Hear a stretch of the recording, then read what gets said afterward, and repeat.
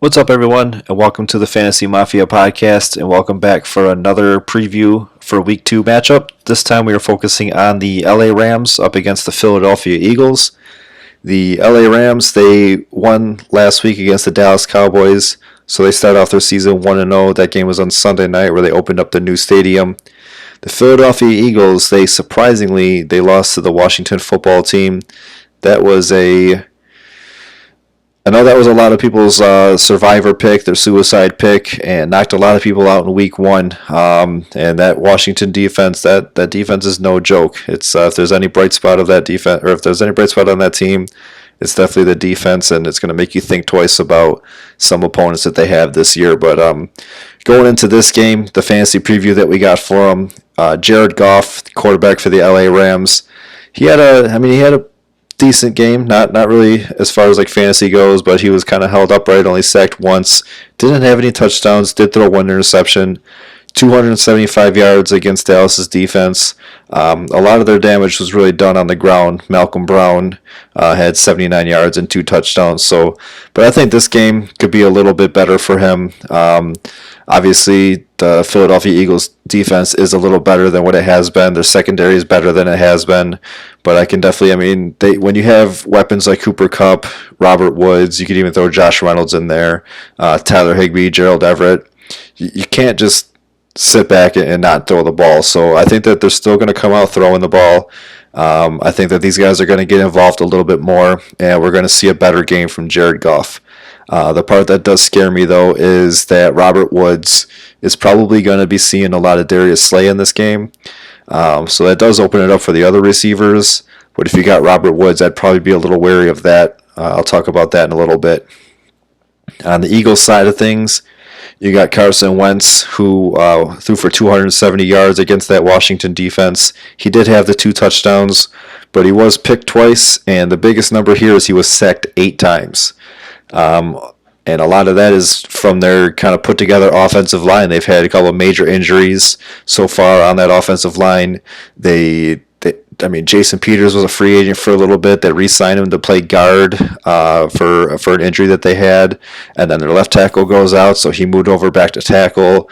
And it's just a little bit of a mess there. So Aaron Donald, I think, is going to be able to get to Carson Wentz a couple times. I think that, with the way that the game is going to flow together, I think that Carson Wentz can have a decent fantasy game. If you get negative points for sacks, that's definitely something that you're going to want to keep your eyes on, because there's going to be some other quarterbacks out there that are going to be held upright a little bit more than what Carson Wentz is. Going on to the running game, as I already kind of mentioned a little bit, Malcolm Brown, he had 79 yards on 18 carries, but did get into the end zone twice. Cam Akers had 14 carries for 39 yards.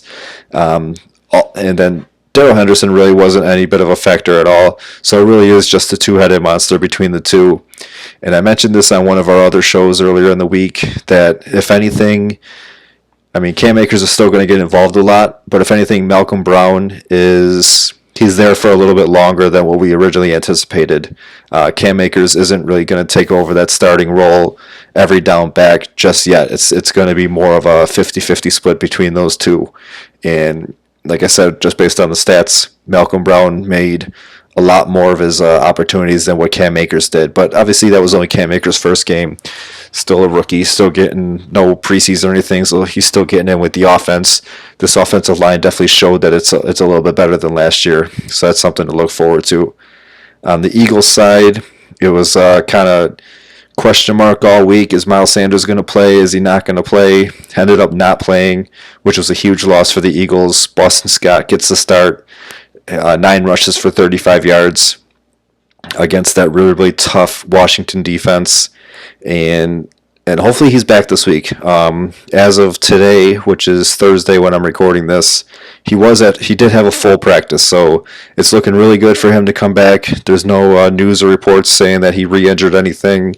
So if Miles Sanders is back, that's huge. Ezekiel Elliott, although he is Ezekiel Elliott, did have a big game against the Rams last week, so Definitely know that you could run against this team a little bit. Miles Sanders, if he's in there, he's definitely a must play. You got to play him, no doubt about that. He might even be your RB1. So throw him in there, be confident, and I think that he's going to help this Eagles team very much so. Receiving side, like I already mentioned, Robert Woods, he did have a huge game last week against the Dallas Cowboys, where they do have a very good front seven, but if they're weak anywhere, it's definitely the secondary. Definitely showed that last week. He had 6 receptions for 105 yards. But now this week, he's probably going to be matched up more often than not with Darius Slay, who just came over from the Detroit Lions this past offseason. Darius Slay did kind of shut down Terry McLaurin, the only real receiving option for the Washington football team. So, with LA, it's going to be a little different because they do have other options. Van Jefferson, the promising rookie, like I already mentioned, Cooper Kupp, Josh Reynolds, the couple tight ends. So, you got a lot of options out there. I'm comfortable playing. Cooper Kupp, he was drafted kind of high anyway, so I'm not taking him out just yet, but I'm comfortable playing Cooper Kupp, comfortable playing Tyler Higbee. I'm still playing Robert Woods. I'm not benching him, but I have lower expectations on him than I would on any normal week. But he is Jared Goff's one of Jared Goff's favorite targets. He was the highest targeted player last week for the Rams offense. So we'll just have to see if he can just get around the adventures of Darius Slay and see what he can do there. For the Eagles offense, it's been a story all offseason, but their receivers are kind of banged up. Alshon Jeffrey, we don't know when he's coming back. Desean Jackson was supposed to have a big game last week, but ended up really not doing too much. Their best receiver actually was their tight end, Dallas Goedert. I know he was a hot waiver wire pickup this week. If he wasn't already owned, he's now owned on a lot of teams right now. But they got Jalen Reagor, who had the one catch for 55 yards, so kind of showing his speed on that play, but he really wasn't targeted that much. Desean Jackson, like I said, he didn't do as well as what we thought he was going to do against the Washington team. 2 receptions for 56 yards. The highest receiver that they had that wasn't a tight end was Greg Ward for 5 catches for 31 yards. So he's still slipping into one of those starting roles there.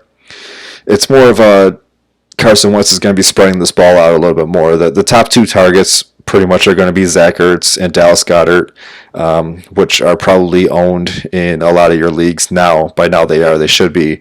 So if you have them, I'd feel comfortable playing either one of those guys. I might even throw Dallas Goedert into a flex if you have a better tight end somewhere, just because I think he's going to get the volume. Didn't really mention too much of the tight ends on the Rams side, but you are looking at more Tyler Higbee and Gerald Everett. Higbee had three receptions for 40 yards last week against the Cowboys. Everett for 1 catch for 7 yards. I'm more comfortable, as everybody should be, with Tyler Higbee. I think that he could have a pretty decent game against the Eagles defense. Everett is more of an afterthought. I don't think he's going to do too much of anything. But so the most comfortable players that I'm playing from the Rams would be Higbee and Kupp and Malcolm Brown. The most comfortable players that I have from the Eagles would be obviously Miles Sanders, Dallas Goedert, and Zach Ertz. Reagor, I'm still holding on to a little bit. Desean Jackson, he's a better best ball play than anything. I wasn't really targeting him as much as other people were towards the end of their drafts, especially a lot of people were kind of just looking at him just for that week 1 matchup. But yeah, I'm really not looking at anybody else from the Eagles. I am fine playing both quarterbacks, so that's neither of those are really too bad plays. I'm not putting any of them into my top 12 right now, but in a super flex, definitely playing both of them. In a single quarterback, I like the Rams matchup. I like Jared Goff there, and if the line could keep him up, I think that he could have another solid game. As far as kicking goes, Sloman for the Rams, he hit 2 of 3 with his longest being 35 yards. He had 2 extra points, and he made both of them. If this is going to be a back and forth game, then Honestly, either kicker would be fine if they're both available because I could see a lot of points in this game. The over-under, like I said already, I'm sorry, was 45.5. So if we, and with the -1 spread for the Rams, I mean, you're pretty much looking at like a 23 to 22 game, basically, 24 to 23 game to hit the over-under. So that's a lot of points. I mean, that's quite a bit points back and forth. So either one of these kickers, Sloman for the Rams or Elliott for the Eagles. And then on the defensive side of things, like I said, I think it is going to be a back and forth game. I think that there's going to be some points in this game.